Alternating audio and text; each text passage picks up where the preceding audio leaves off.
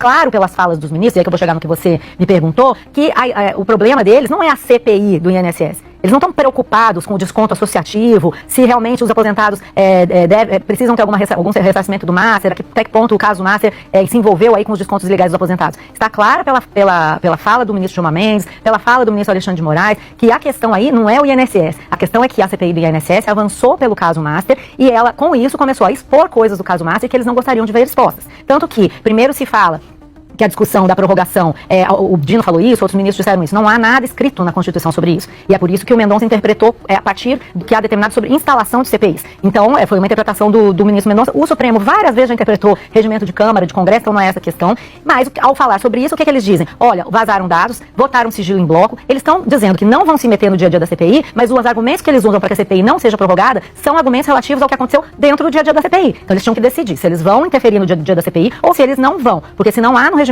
uma previsão sobre prorrogação, não entendo por que os ministros então vão entrar no dia a dia. E eles estão entrando no dia a dia, nas decisões internas da CPI, porque aquilo se deve às investigações do caso Master. Tudo se deve, Colombo, hoje em dia, no Congresso, na política brasileira, ao caso Master. Tá claro que esses ministros estão dizendo que eles não querem ver esse caso investigado. Por que eu estou te dizendo isso? A última CPI que levou a uma discussão importante no Congresso sobre se ela deveria ser instalada ou não, foi a CPI da Covid. E nesse caso, o Supremo não viu problema em votar por 10-1, com vários dos ministros que estão aí nesse plenário hoje, ampliar a CPI. Essa CPI ela foi prorrogada. E o próprio presidente do Senado, o Rodrigo Pacheco, na época, não reagiu. Ele entendeu, inclusive, que como o Supremo tinha mandado instalar a CPI tendo se reunido e decidido prorrogar as atividades, ela poderia prorrogar a atividade. Não se está falando, aí nesse caso, de uma prorrogação automática. Os ministros falaram muito em prorrogação automática. Se fosse automática, não precisava questionar o Supremo. Ela não é automática, tanto que precisa ser lido no plenário do Supremo pelo Davi Alcolumbre. A queixa dos deputados era justamente essa. Não conseguimos fazer Alcolumbre nem convocar a sessão do Congresso, quanto mais ler o requerimento. Então a gente tem que separar na hora de entender, porque a política é isso mesmo, é difícil da gente muitas vezes separar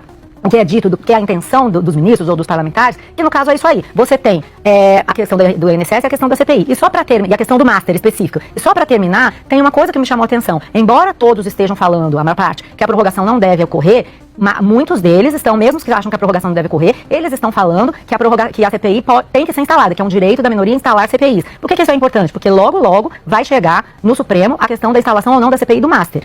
Então a gente tem que olhar com calma, com lupa esses votos para entender para onde o Supremo vai. Porque é isso disso que se trata. Quando a CPI do INSS agora já é página virada. O que a gente precisa saber é até que ponto o Supremo vai interferir no Congresso para dizer se o Congresso pode ou não investigar o Master.